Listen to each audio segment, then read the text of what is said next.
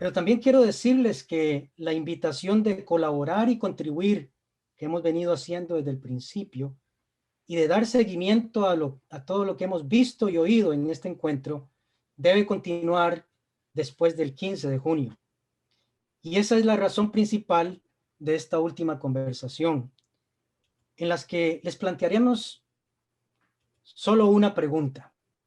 Para cuando nos dividamos en grupos, vamos a tratar una sola pregunta. Y es, ¿qué acciones concretas propongo para darle seguimiento luego de que finalice este encuentro? ¿Qué acciones concretas propongo para darle seguimiento luego de finalizado el encuentro? La segunda cosa que quisiera hacer es agradecer a la Junta Directiva de AED por su visión y compromiso de realizar este tercer encuentro. Agradecer a los miembros del comité del 13 LED que por meses trabajaron duro forjando el diseño y plan del programa. Al equipo de apoyo y de logística, muchas gracias. El equipo Igniters, dirigido por Edgar Flores, que nos ha permitido tener una experiencia de encuentro virtual de calidad y nos permitió por primera vez en la historia de AED extendernos a todo nuestro continente americano, el Caribe y España. Al personal de la oficina, gracias. Luz, Marta, quienes han trabajado incansablemente por semanas y meses en detalles del programa. Gracias a Marta Luna, en particular, quien asumió el desafío de coordinar el evento y ha sido incansable en su compromiso de coordinar todos los aspectos del programa. Convencida, como todos nosotros en AED, de que este encuentro es un regalo de Dios y un llamado del Espíritu para el liderazgo hispano-latino aquí y más allá de estas fronteras. Hermanos, hermanas, estamos convencidos de que este encuentro ha sido un regalo de Dios para toda la comunidad hispana en un momento crítico de nuestra historia. Estamos convencidos de que este encuentro es resultado de un mover del Espíritu que nos está invitando a soñar con lograr cosas que hasta ahora no nos han parecido posibles y que nos está invitando a realizar cosas inéditas, cosas que nunca se han hecho antes. Y es que este encuentro mismo en algún momento pudo parecernos imposible de realizar. Y es que este encuentro mismo es un evento inédito, no solo para Ed, pero estoy seguro que para ustedes también. Ha sido un encuentro de personas, iglesias, líderes de organizaciones, un encuentro de saberes y experiencias que nunca antes había tenido lugar de esta manera entre nosotros. El 13 LED es un regalo de Dios y un mover y llamado del Espíritu a ser fieles a un mensaje transformador de Jesucristo en esta hora que es igual para todos, pero muy particular por el lugar en que vivimos.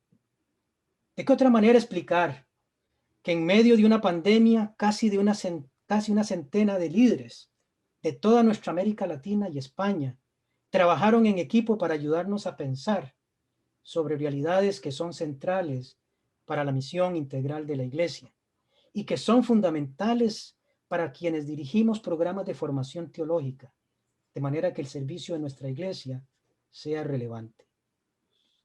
¿De qué otra manera explicar que esto es un regalo de Dios y un mover del Espíritu? De que en medio de la pandemia cientos de líderes de toda nuestra América Latina y España nos hemos conectado de manera virtual por 3 días consecutivos para reflexionar, dialogar y orar sobre cuál debe ser la misión de la Iglesia ante la nueva realidad que vivimos y sobre todo el tipo de formación teológica que requiere nuestro liderazgo en estos tiempos de cambio. ¿De qué otra manera explicar que este encuentro no es sino un regalo de Dios y un mover del Espíritu ante el hecho de que hayamos contado con la solidaridad de fundaciones y organizaciones que proveyeron recursos que hizo posible la implementación del encuentro y la participación de ustedes en él según su disposición y posibilidades? Por eso, ante este regalo de Dios y llamado del Espíritu, nos toca responder no solo con gratitud, sino con el compromiso de hacer algo nuevo, algo diferente, algo relevante. ¿Qué nuevos sueños debemos soñar los que llevamos ya años en el ministerio? ¿Y qué nuevas visiones deben aportar las nuevas generaciones de líderes de la iglesia? ¿Qué nuevas conexiones debemos promover? ¿Qué nuevas colaboraciones debemos establecer? ¿Qué podemos todos contribuir y todas para que esos sueños y visiones se hagan realidad? Como lo expresara uno de los participantes en un correo electrónico que recibí, el 13 LED ha sido un torrente de ideas, de desafíos, pero también de inspiración. Nos toca ahora ponerle pies a esas ideas y darle alas a esa inspiración. Por eso, a manera de invitación, 4 líderes compartirán brevemente su visión, su sueño de lo que debe ser la formación teológica de nuestro liderazgo en los próximos años. Después de escucharles, vamos a tomar un tiempo para trabajar en grupos y compartir de lo que ellos nos provoquen a pensar. Este trabajo pequeño en grupos es la manera por la cual hemos venido realizando desde el principio del evento lo que consideramos principios pedagógicos fundamentales del 13 LED. Y 2 de ellos son valorar el escuchar como el ser escuchados, porque todos y todas, cada uno de ustedes tiene algo que aportar, tiene algo que decir, hay experiencias que compartir que contribuyen a la riqueza del diálogo. Y porque en medio de todo esto confiamos en la presencia guiadora y sinérgica del Espíritu de Dios, que nos permite en conjunto soñar, transformar y crear nuevas realidades. Por eso la importancia de congregarnos en estos grupos pequeños en este espacio virtual. Pasemos entonces a escuchar los sueños y visiones de estos y estas líderes. Se trata de la reverenda Sara Gautier, quien también es abogada y sirve como pastora principal de la iglesia Piedras Vivas en Boston, Massachusetts. Sara tiene un profundo conocimiento de las brechas raciales, étnicas, socioeconómicas y generacionales que hoy nos dividen. Le seguirá luego el doctor Justo González, a quien ya ustedes conocen, y a quien solo presento diciendo que junto a otras personas soñó con organizaciones que hoy están vivas y se mueven adelante, el Programa Hispano de Verano, la ED y la Iniciativa Teológica Hispana. Después del doctor Justo González, escucharemos al reverendo doctor David Vázquez Levy. Él es el presidente de la Escuela de Religión del Pacífico en Berkeley, California. Es un pastor comprometido y un líder de inmigración reconocido a nivel nacional. Y él lidera en la intersección de la fe, la educación superior y el cambio social. Y por último escucharemos a la doctora Elizabeth Conde Fraser, a quien ya han escuchado antes y a quien presento ahora como la coordinadora de relaciones con entidades teológicas de AED. Así que, Sara, te escuchamos. Bueno, gracias a Fernando y todo el equipo de AED para la invitación de compartir más bien mi historia. Y yo quiero presentar 3 preguntas que pueden actuar como guías para nosotros reimaginar la iglesia en las próximas 10 años. Y estas 3 preguntas son preguntas que yo mismo tenía que bregar con estas preguntas en mi jornada como abogada, como pastora. Quiero presentar estas 3 preguntas antes de dar una breve historia mía.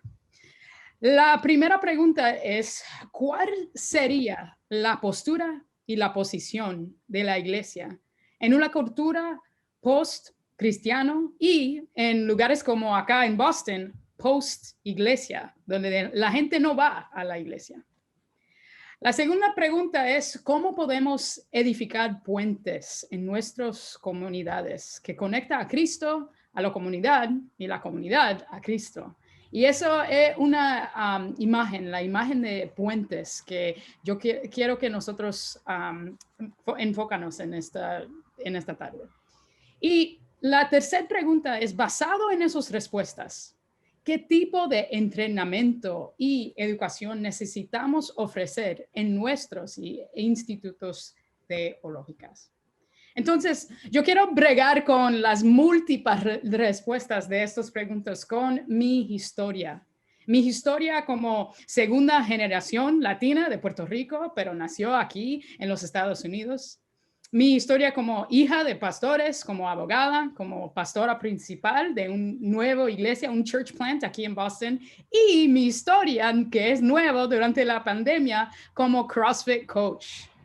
Entonces, en 2007, yo estaba trabajando como pastora de jóvenes en una iglesia aquí en Boston que es bien grande, es como un regional church aquí en la ciudad.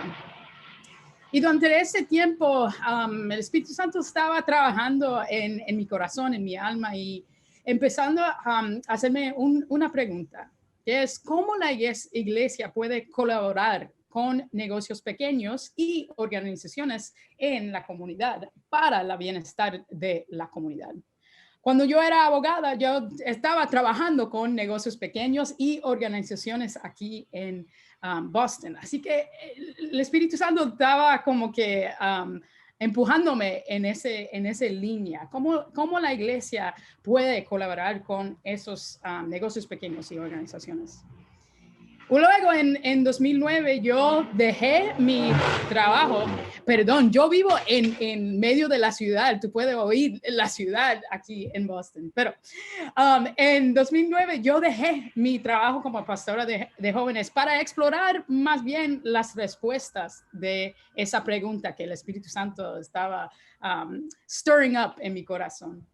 Y hablé con un amigo mío que es dueño de un CrossFit gym aquí en East Boston y con un grupo de personas para reimaginar cómo la iglesia puede hacer esas colaboraciones. Y nosotros empezamos una iglesia con una postura de crear relaciones con los atletas que estaban en el gym, con gente aquí en el neighborhood, con organizaciones en la comunidad, para hacemos más bien un research, un exegesis de la comunidad, para entender cuáles son las necesidades. Y aquí en East Boston, esta comunidad es 59% de personas que identify como latino. Y muchas de esas personas son de Colombia, son de El Salvador, son de primera generación. Para mí, que son second generation, latina, Puerto Rican, fue un gran culture shock solamente experimentar nuestra multi-ethnic culture como latinos. Y durante este tiempo también esta comunidad está going through mucho gentrification. Yo no sé, gentrificación es una palabra, no sé. Pero gentrification, hay muchos nuevos buildings and development happening en esta comunidad. Y esto están dando un gran impacto en las familias. Durante la pandemia, nosotros vemos que muchas personas estaban confrontando food insecurity, que no tengan comida, también que estaban being displaced from their homes, también el racismo, xenofobia y en particular el salud de la familia y los jóvenes estaban bien delicada. Y durante la pandemia, nuestra iglesia estaba escuchando muchas historias de jóvenes que estaban bregando con su salud emocional, mental, que están sufriendo depression, anxiety, etc. Y como ustedes saben, en nuestras comunidades latinas, el salud mental y emocional no es un tema que tocamos, pero es un tema bien importante. Además, y aunque es importante, en nuestras iglesias no hablemos a veces de la salud mental y emocional. Pero lo que sí sabemos es que el ejercicio, eso ayude con salud mental y emocional. Y nosotros como iglesia pensamos, ok, ya estamos aquí por casi 2 años en este lugar, tenemos un acceso de fitness y también tenemos acceso a mentoría de parte de nuestra iglesia. ¿Cómo podemos nosotros estar allí para to meet the needs of our jóvenes acá en nuestro neighborhood? Y entonces este verano vamos a empezar un proyecto que está en colaboración con el gimnasio, con unas organizaciones aquí que trabajan con jóvenes, con unas escuelas que trabajan con jóvenes y la iglesia para estar allí como puente que conectar Cristo a la comunidad y la comunidad a Cristo. So, eso es una breve parte de mi historia, pero yo creo que mi historia, it helps to kind of reimaginar cómo la iglesia puede conectarse y colaborarse con la comunidad para el bienestar de la comunidad. Así que los dejo ahí para que piensen cómo ustedes como líderes pueden reimaginar y reedificar la iglesia del futuro en el presente.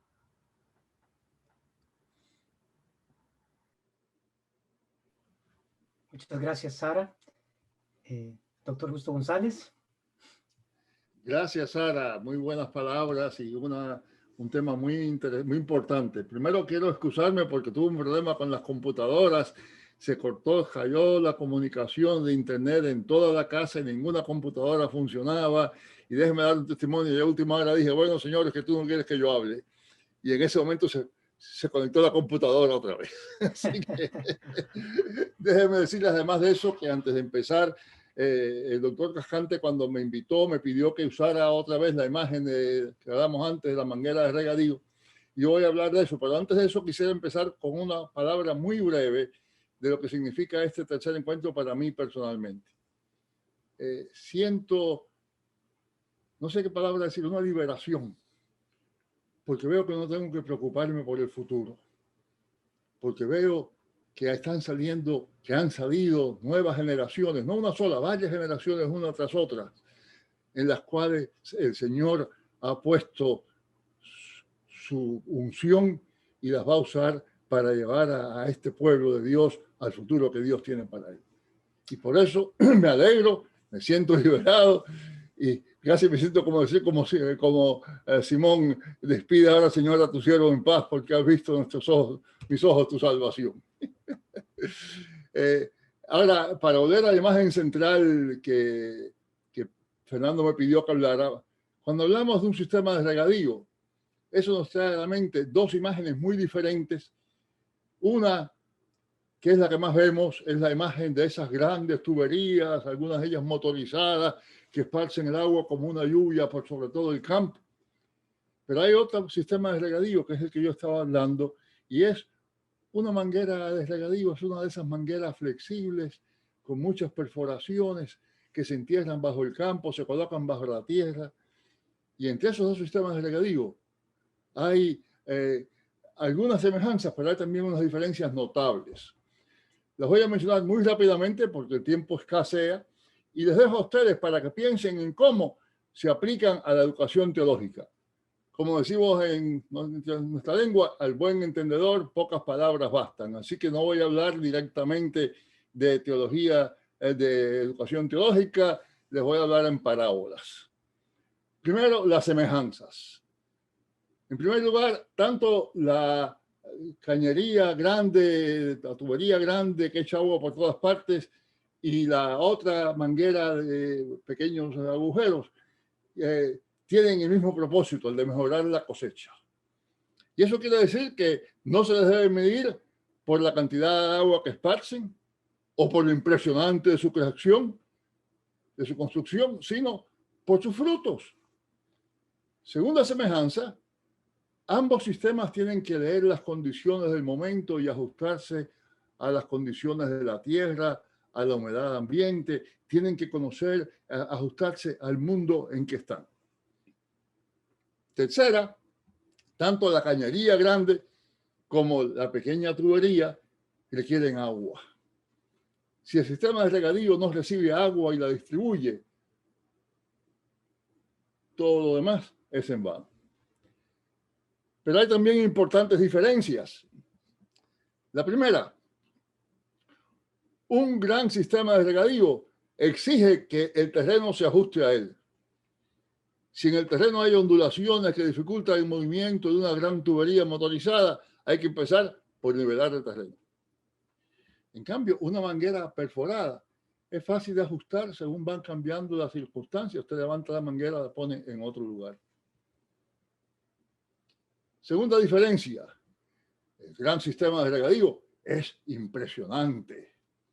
Recuerdo algunas veces haber parado a la orilla de la carretera a ver esas grandes tuberías que echaban agua que parecía que estaba lloviendo. En contraste con eso, lo que más se nota de una manguera de regadío que está bien colocada es precisamente que no se nota. Lo que sí se ve y se nota inmediatamente son los frutos, las flores que la manguera produce. Quien mira el campo desde fuera sin saber lo que se encuentra debajo de la tierra, se maravilla ante la fertilidad de ese campo. Y hasta quizá llega a imaginarse, hombre, ¿qué sería esto? ¿Qué produciría ese campo si pudiera tener una de esas valiosas, costosas tuberías de regadío? Pero la tubería de regadío, aunque sea más vistosa y es más costosa, es menos eficiente. Y para terminar, entonces, dos palabritas acerca de la educación teológica. Nuestro pueblo ha tenido mangueras de regadío por largo tiempo. Y es en consecuencia de esas mangueras de regadío que por todas partes se ven en nuestras iglesias florecimientos. Vemos creyentes capaces de dar razón de su fe en toda clase de contextos, de ser testigos de aquel en quien han creído, en el taller, en la escuela, donde quiera se encuentren. Y ante ese hecho, no se notan las mangueras de regadío. Y hasta hubo quien llegó a soñar, yo mismo llegué a soñar, lo que sería nuestra iglesia si tuviéramos esas grandes mangueras, esas grandes tuberías disponibles. Pero el hecho es que cuando nuestras iglesias producen frutos de fe y de justicia, cuando nuestras iglesias producen flores de alabanza, de testimonio, eso se debe en buena medida a que bajo ellas hay unas mangueras de regadío que muchas veces no vemos. Parte de lo que ha acontecido en los últimos años es que todo el andamiaje visible de lo que pareció ser un imponente sistema de educación teológica ha comenzado a descubrir que nuestros campos son fértiles gracias a esas invisibles, silentes mangueras de regadío. Por otra parte, el creciente reconocimiento de nuestras mangueras de regadío nos lleva también a ver y confesar que el agua que esas mangueras llevan no siempre es de la mejor calidad. En ocasiones es agua contaminada por visiones enajenantes del Evangelio. Alguien hablaba esta tarde de la herejía del nacionalismo cristiano, o mejor, de un cristianismo nacionalista, como usted quiera ponerlo. La herejía de un evangelio de prosperidad. Visiones enajenantes del evangelio que parecen proclamar una fe que no requiere justicia, un amor que no requiere compasión, una esperanza que fuga de la realidad, más bien que un llamado a la acción. Quizá parte de la razón por la que tantos jóvenes se apartan de la iglesia sea que no quieren beber, con razón, no quieren beber de esas aguas.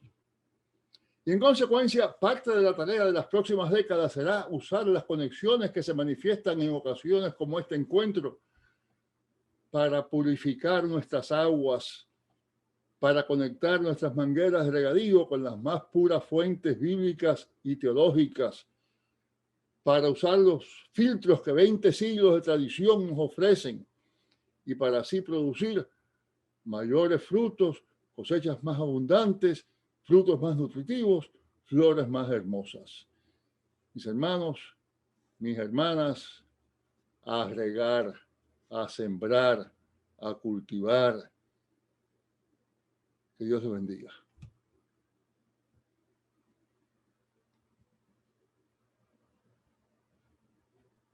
David, es tu turno.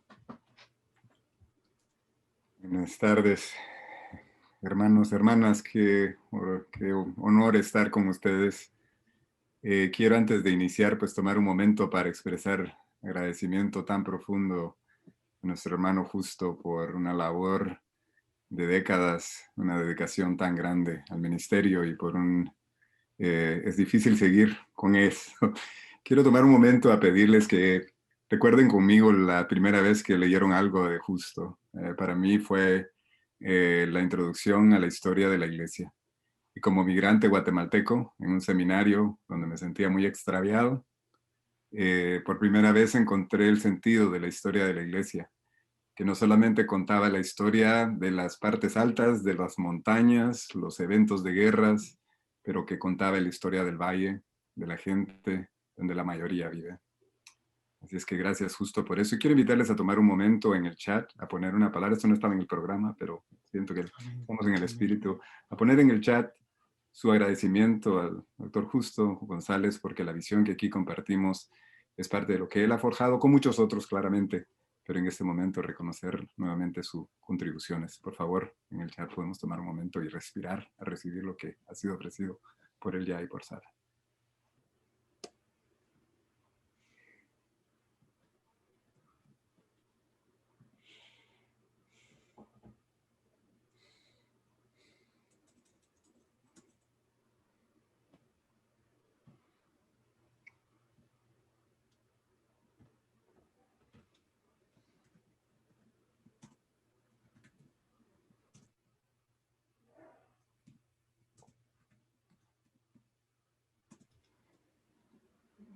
Gracias, David. Gracias. Esa es la versión del aplauso en Zoom. Pues nuevamente, mi nombre es David, soy originario de Guatemala. Vengo a esta conversación como muchas formas, como creyente. Yo soy, como he dicho muchas veces, mestizo con toda la problemática de esa palabra, de todo sentido. Pero vengo a esta conversación también como presidente de uno de los seminarios de nuestras iglesias, la Escuela de Religión del Pacífico, el primer seminario al oeste de Estados Unidos, al oeste del Mississippi. Y el primer presidente de esa institución de no ser una persona blanca. O originalmente, pues, depende de cómo me identifique. Yo tengo pedacitos de todo en mi vida, pero depende de cuánto estaba en el sol, se nota diferentes partes de mis ancestros. Y la realidad que comparto con muchos otros que están en esta llamada, de ser los primeros líderes en las comunidades que dirigimos. Entonces, es la perspectiva que quiero compartir brevemente en este momento, sabiendo que ya mucho se ha ofrecido. Voy a compartir unas imágenes acá breves. Primero, el hecho de que esta conversación nos ha recordado que la educación teológica es una de confluencia, con varios ríos llegan juntos. En esta confluencia en la que nos encontramos particularmente en seminarios, en institutos bíblicos, es la confluencia, como se recalcó ya en este encuentro, entre la fe y la educación, entre la iglesia y la academia. En un momento de confluencia siempre hay mucha profundidad, es cuando el agua se profundiza mucho, pero también a veces hay mucha turbulencia. Estamos viviendo ahorita en un momento en que ambos de los ríos que contribuyen a esta confluencia se encuentran en momentos a veces de mucho cambio y a veces hasta de crisis. Se habla de, ya hemos escuchado las dificultades que a veces se ven en la iglesia y ciertamente la educación alta, en particular en Estados Unidos, ahí se encuentra en un momento de mucha dificultad, que yo creo la mayoría de las dificultades son serias y difíciles para esas instituciones, pero realmente necesarias. Pero también es importante al entrar a esta conversación, a poner atención a lo que realmente estaba pasando. A pesar de que hay un cambio grande en la manera en que la gente está participando en iglesias y participando en el cristianismo y en otras expresiones de religión, la realidad en el mundo es que el crecimiento de personas religiosas es mucho más amplio en el mundo que las personas no religiosas. Depende de la comunidad en la que vivimos, depende de la comunidad a la que le estamos poniendo atención. Podemos sentir que la iglesia y las comunidades religiosas están muriendo, terminándose, o podemos sentir la realidad de que continúan creciendo y expandiéndose. Y es esencial en esta conversación de la educación teológica que nosotros podamos entender lo que está pasando con la religión mundial, porque la falta de ese entendimiento está llevando a los extremismos que ya hablamos, pero también la falta de apreciación de la religión está llevándonos a la ausencia del poder de una visión más amplia del mundo que puede inspirar. Entonces nos encontramos enfrentando problemas que muchas veces no sentimos la capacidad de ser profetas e imaginar lo que Dios se ha imaginado para nosotros. Dentro de la crisis de la educación académica, de higher education en Estados Unidos, quiero compartir una imagen acá. Esta es la revista más importante de académica en los Estados Unidos. Es el periódico, la revista The Chronicle of Higher Education, que es la que se pone mucha atención dentro de la academia en Estados Unidos. Y en el artículo, en la carátula de esta revista en enero, presentó esta visión: cómo sobrevivir este acantilar, por decir así, de enrollment bust. Es una referencia al hecho de que se está disminuyendo mucho el número de personas que están atendiendo en la universidad y que por eso estamos enfrentando una crisis que muchos han escuchado y visto al cierre de seminarios, cierre de universidades, por falta de recursos, por falta de estudiantes. Pero quiero notar algo muy importante en esta carátula. La primera cosa es que este es un edificio colonial. Escúchenlo nuevamente. Esto es un edificio colonial que representa la academia. Eso quiere decir que es una imagen que lo que está disminuyéndose es un sistema colonial que extrae de la comunidad y saca de la comunidad. Este es un edificio colonial porque tiene columnas muy aisladas de disciplinas que no contribuyen unas a otras a buscar soluciones. Mi propuesta acá, al pensar en los siguientes 10 años de nuestro trabajo, colaborar juntos, es 3 ideas que yo creo que vienen de nuestra comunidad. Por decir así, son 3 ideas, y voy a lo que me había hecho la hermana Elizabeth, son 3 ideas valientes, espero yo. La primera es poner atención a algo acá, el hecho de que esa disminución, si esta imagen que ven aquí de estadísticas es el número de estudiantes graduándose del high school, del bachillerato, no sé cómo se llamará, depende de diferentes regiones de Latinoamérica, del bachillerato, de high school, graduándose de las escuelas en Estados Unidos. Si se dan cuenta, solamente una de estas líneas encaja con la imagen a la izquierda. Es solamente la reducción de estudiantes blancos. El resto de todas las líneas no están disminuyéndose, no se están muriendo. Lo que pasa es que orientamos nuestro entendimiento de lo que está pasando a lo que está sucediendo con comunidades blancas de clase media. Y ahí sí hay una crisis, pero el resto de nuestras comunidades van subiendo, el auge continúa. Entonces tenemos que reorientarlo. Entonces las 3 invitaciones, las 3 ideas es de reconocer el hecho de que la crisis que tenemos en educación no es que no hayan estudiantes. Lo que no tenemos es estudiantes que puedan pagar el costo de lo que nosotros hemos creado como educación teológica, particularmente en seminarios. En seminarios, el costo promedio de educar a un estudiante por año son $60,000 en Estados Unidos. Hay algunas excepciones, pero en general para los seminarios de ATS, eso es lo que cuesta. La colegiatura regularmente solamente logra ganar como $10,000. Eso significa que cada seminario, por cada estudiante, debe identificar $50,000 por estudiante. Para ustedes, hermanos que viven en Latinoamérica, esto tiene que ser algo ridículo de imaginarse. Pero así lo es. Entonces, la opción que tenemos es ver de qué manera nosotros llevamos un grupito de estudiantes a esto, porque con este costo, un sistema diseñado por exclusión, el sistema fue diseñado para excluir. ¿Cuáles son las mejores universidades en Estados Unidos? Las que excluyen más estudiantes. ¿Se pueden imaginar si un hospital, el presidente de un hospital dijera que está muy orgulloso porque en su hospital ellos rehúsan admisión al 97% de los que necesitan su ayuda? Pero eso es lo que las universidades más prestigiosas del país anuncian como su calidad. El sistema, si me explico, viene de eso. Entonces, ¿cuáles son las ideas valientes? La primera es reconocer que tenemos que cambiar la atención que ponemos. De las comunidades latinoamericanas, yo creo que podemos traer esta opción preferencial por una generación emergente mucho más diversa.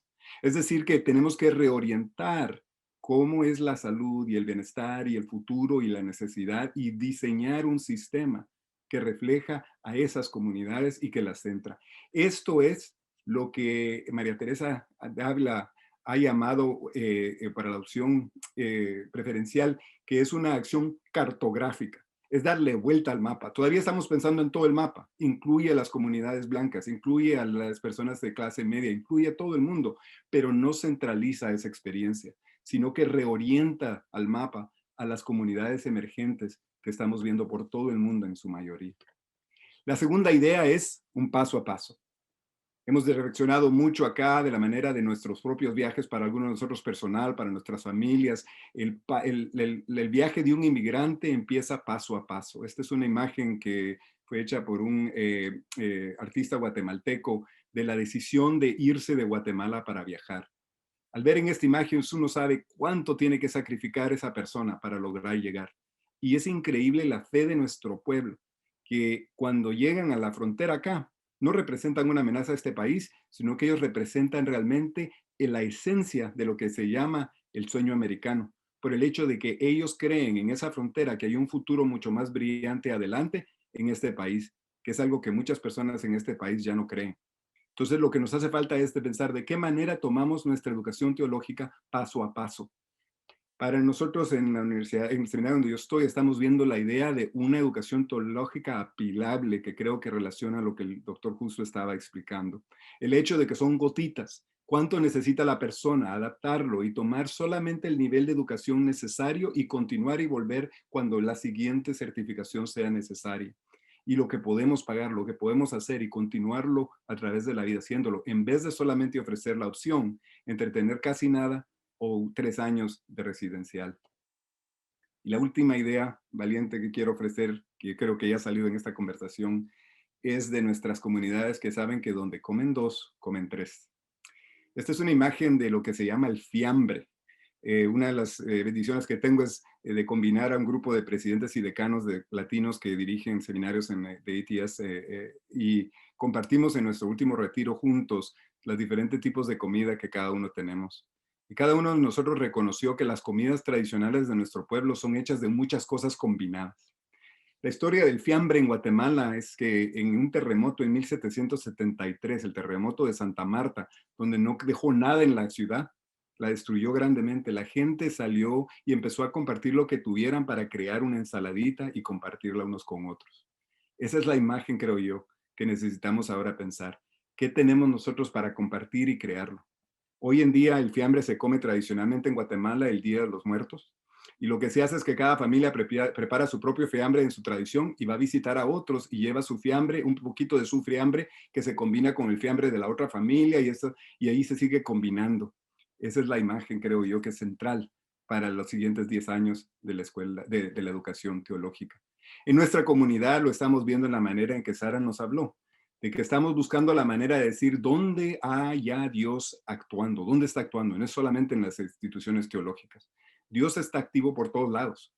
Y entonces estamos viendo nosotros en la convicción de que Dios es omnipresente, de ver de qué manera Dios está activo y en diferentes empresas, en diferentes actividades, y reconocer que eso es también educación teológica.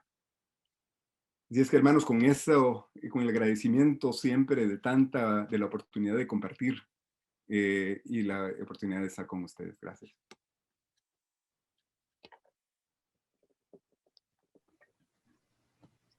Gracias, David, por un análisis tan bien hecho, una crítica que nos ayuda a mirar todo el contexto amplio de la educación teológica y a pensar sobre los recursos que tenemos nosotros para traer a ese escenario que nos has demostrado. Muchas gracias. Verdaderamente ha sido muy útil para nosotros. Sara tenemos muchas imágenes aquí. Sara nos ha presentado una imagen de nuevos terrenos, un gimnasio, una iglesia, la juventud, salud mental.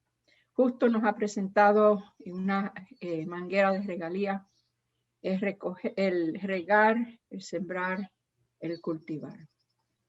Y aquí David nos ha ayudado a entender cuáles son los retos que tenemos, cuáles son las barreras que se nos ha presentado y frente a eso, cuál es la fe y los recursos que podemos traer a esa problemática. Yo quiero hablar sobre las ecologías. Hemos hablado mucho de la colaboración, pero para entender lo que es la ensalada que estamos compartiendo los unos con los otros, quiero hablar de la ecología.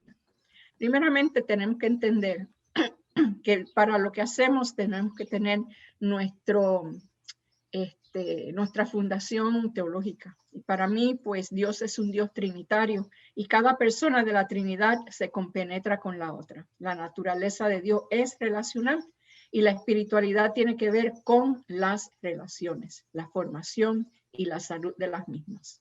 Por esto es que el hablar de comunidad es una parte íntegra de lo que es ser iglesia y formar parte de la Basilea o el reino de Dios. El reino de Dios tiene que ver con las colaboraciones por medio de las relaciones. Las ecologías son las relaciones que se dan entre los seres vivos de una zona determinada y el medio en el que viven. En las comunidades donde ministramos existen ecologías educativas, pero no necesariamente están conectadas las entidades que las forman. La iglesia, el instituto bíblico pueden servir como reconciliadores o conectores de vida al ir conociendo e invitando a las diferentes entidades educadoras de una comunidad para participar en un proyecto de plena vida. Deja que tu visión sea amplia, no te dé miedo. Y entonces pregúntate, ¿quién más necesita ser parte de esa visión? Y sé la voz de Dios invitándoles. Por ejemplo, podemos crear un proyecto de educación donde reunimos primeramente a las familias de la iglesia y de la comunidad donde ministramos, porque las familias son las primeras unidades educativas que existen. Ahí es donde aprendemos todo lo primero y lo esencial de la vida. Las escuelas, la educación es una de las formas más importantes de levantar la vida de inmigrantes y sus hijos, pues van preparando para los trabajos que existen. Los bancos. Ellos enseñan educación financiera muy importante en nuestros tiempos. Y también los programas culturales, especialmente para los que somos de segunda y tercera generación, necesitamos un sentido de identidad. No hemos tenido el privilegio de levantarnos en una comunidad donde podemos asumir que todo lo que hay a nuestro alrededor nos va a ayudar a formarnos según como son nuestros padres y demás. Los deportes, ya Sara nos habló de cuán importante es la acción física y demás, el acondicionamiento físico para nosotros tener una buena salud mental. Los hospitales, quienes también proveen mucha enseñanza sobre cómo manejar nuestra salud. Los centros de consejería, los gimnasios, etcétera. Toda entidad con un programa educativo en alguna área para traer la riqueza de la educación en diferentes áreas para el beneficio de la edificación de la comunidad. Hermano, ¿usted todavía está hablando de educación teológica? Claro que sí. ¿Qué si diéramos clases en el Instituto Bíblico de cómo organizar un negocio de limpieza o una bodega o un negocio de construcción o hojalatería? Las personas que ahora son explotados dentro de estos mismos tendrían control de sus medios financieros. Una iglesia en Santa Ana, California, hizo precisamente eso. Y un joven en Esperanza College, que es un colegio cristiano vinculado a la comunidad, tomó un asociado en empresas y negocios y ayudó a su padre a levantar un negocio de construcción, incluyendo la instalación de pisos, losetas, baños, gabinetes de cocina, etcétera. Este padre vino al día de graduación y nos dio las gracias con lágrimas porque decía, ahora mi vida está 30 veces mejor. El Instituto Bíblico, el seminario, el colegio cristiano, la iglesia o una colaboración entre cualquiera de estos puede ser la forma de proveer y facilitar la salud de la comunidad por medio de la educación cristiana y proveedores del espacio coordinador para que se desarrolle un proyecto en pro de la salud de la comunidad. La educación teológica latina como misión integral. Recuerden que la salud en hebreo es sinónimo de salvación. Esta unidad apoyadora es la que organiza a los vecinos y trabaja colaborativamente con las diferentes entidades para que se vean siendo parte de un proyecto unido. Esto es educación teológica latina, que no está limitada a las áreas de Biblia solamente, sino a todas las áreas de la vida. Cristo vino a traer vida en abundancia y su señorío se extiende a todo ámbito de vida. ¿Qué sucedería si la comunidad viera a la iglesia, el Instituto Bíblico, el seminario como agentes que toman un papel central en el traer vida? ¿Cómo entenderían mejor el mensaje de buenas nuevas de Jesús? A través de los años de hacer cosas así, creando ecologías de educación para crear una huella positiva, vamos viendo el impacto de mejoría en la calidad de vida de la comunidad. Las pandillas decrecerían, ya que muchas de las razones por las cuales estas existen tienen que ver con la pobreza y calidad de vida. Y además yo les estoy empleando en las energías en cosas edificantes, que usan los talentos tremendos que ellos tienen de organizar y de crear y de crear nuevos negocios. Imagínense, esta gente que vende droga tienen una mentalidad tremenda de cómo crear negocios y hacer networking y todo lo demás. Sería el mensaje de la resurrección que se pudiera ver entonces a plena vista y no solamente tener que brincarlo desde el púlpito. Sería como dice Isaías 35, y si me pueden poner la imagen, se regocijará el desierto y florecerá como el azafrán. Ellos verán la gloria del Señor, el esplendor de nuestro Dios. Yo espero en el Señor que todas estas imágenes puedan ser de provecho y para abrir nuestras imaginaciones y hacer tucu tucu en nuestros corazones. Gracias.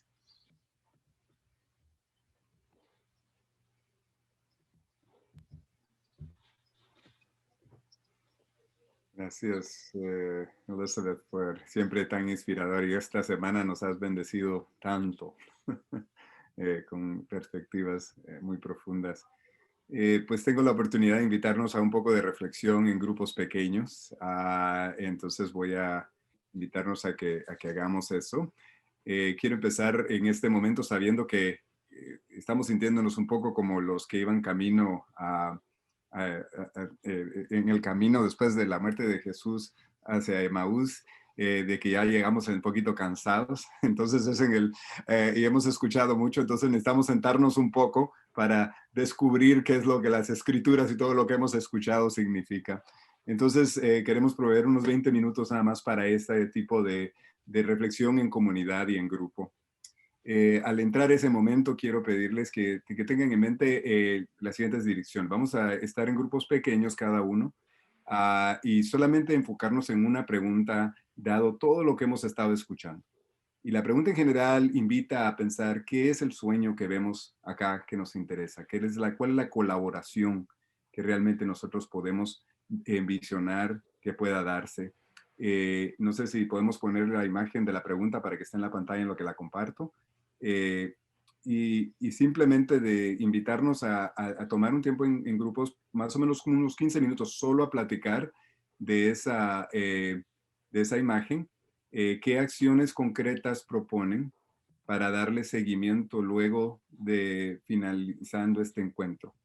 Y tomar unos 15 minutos para hablar de eso. ¿Cuál es algo concreto? Darle un poco de carne y huesos a las imágenes e ideas y sueños que hemos estado dando. ¿Y qué colaboración podemos imaginarnos?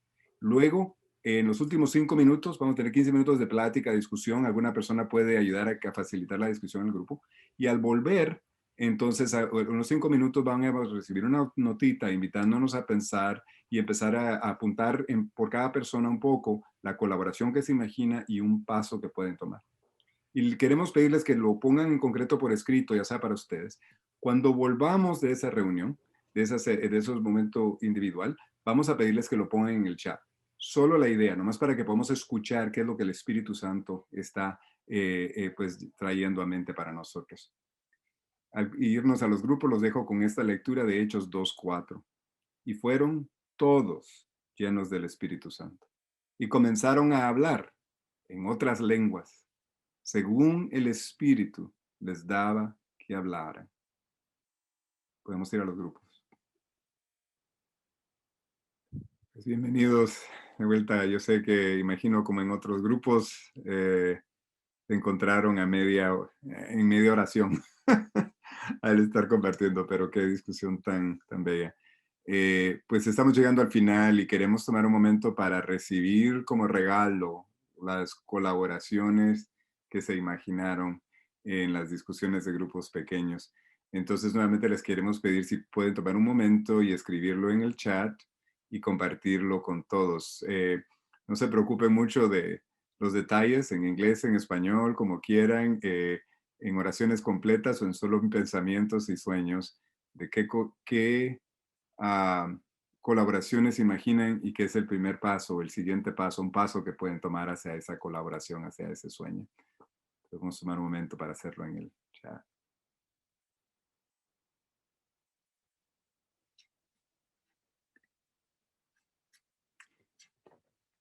Vamos a estar leyendo solo de uno que otro nomás para mantener la inspiración. Buscar el acercamiento de compañerismo con diálogo y reflexión con pastores y líderes de nuestras comunidades y compartirles los que hemos vivido en este encuentro. Voy a pedirle a mis compañeros acá con quienes estamos de panelistas, Elizabeth y Sara, que también lean algunos. Ser creativos en la educación teológica para minimizar el costo.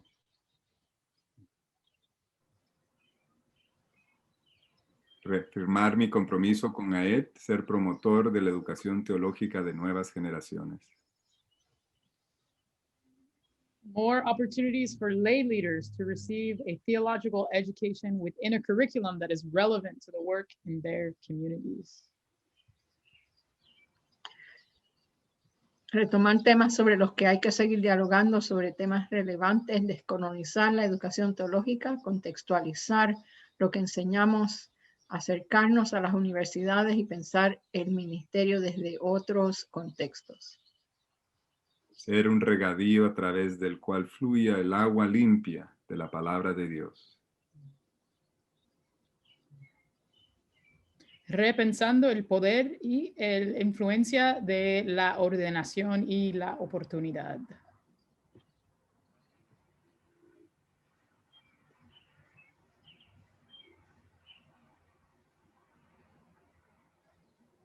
Conocer la audiencia, necesidades y realidades, desarrollar diferentes currículos para atender las necesidades de esa audiencia, incluir prácticas en las cuales los estudiantes puedan conectarse con la comunidad.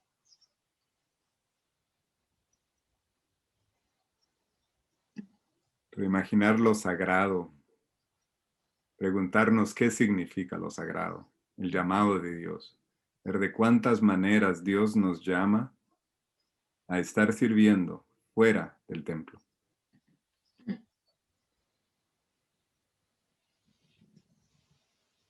Pues compañeros, hermanas, hemos llegado ya casi al final de nuestro tiempo. Les pedimos que continúen compartiendo ahí en el chat del Espíritu Santo. Se siente como ese momento de Pentecostés, pero en el momento de Zoom.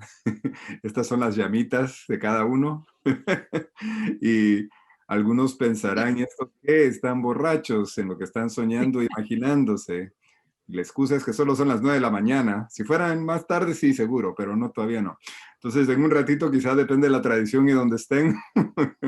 Pero ciertamente ha sido un placer pues compartir en esto y ver. Y yo sé que la comunidad de AED y el liderazgo va a mantener estas informaciones, que este es el lugar donde queremos captarlo y recordarles también las otras oportunidades que hay de compartir reflexiones en las encuestas que son mandadas después de cada una de las sesiones. Es que muchas gracias por compartir de esta manera. Y volvemos nuevamente con Elizabeth. Si miramos hacia atrás, vemos que en los últimos días hemos creado una vereda que se está formando para un futuro. Si miramos hacia adelante una vez más, la senda que sigue es la colaboración para la co-creación del sueño del corazón de Dios. Ahueca tus manos de esta manera. Recibe el depósito de ese sueño de Dios. Y ahora estrecha tus manos hacia los que ves en la pantalla y recibe las manos de los que hemos de formar vínculos colaboradores para hacer a ese sueño una realidad con la guía del Espíritu Santo. Con esa fuerza de compromiso, nos despedimos de estas discusiones en este momento y entramos en ese espíritu de compromiso los unos con los otros a nuestros momentos devocionales y de clausura. Gracias por el trabajo de imaginar juntos y juntas durante estos días.